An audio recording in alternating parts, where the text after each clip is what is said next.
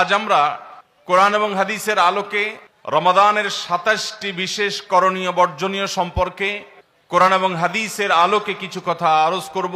ওমা তৌফিক ইল্লা বিল্লাহ।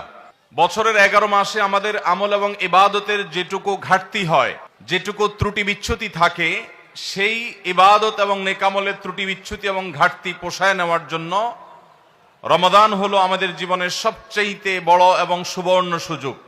রমাদান মাস উপলক্ষে বিশেষ যে ২৭টি আমলের কথা আমরা বলতে চাই, তার প্রথম আমলটি হলো চাঁদ দেখা। রমাদান মাসের চাঁদ শাবানের শেষ দিনে আমরা পশ্চিম আকাশে তালাশ করব, অনুসন্ধান করব। রমাদানের দ্বিতীয় আমল হলো সবচেয়ে গুরুত্বপূর্ণ আমল, সেটা হলো সিয়াম সাধনা, রোজা রাখা।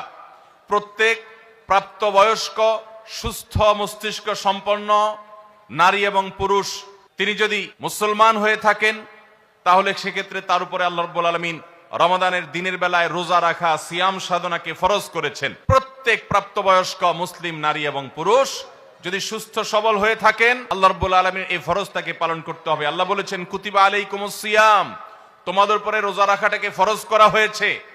অতএব রমজানের দিনের বেলা রোজা রাখা হলো রমজানের সবচেয়ে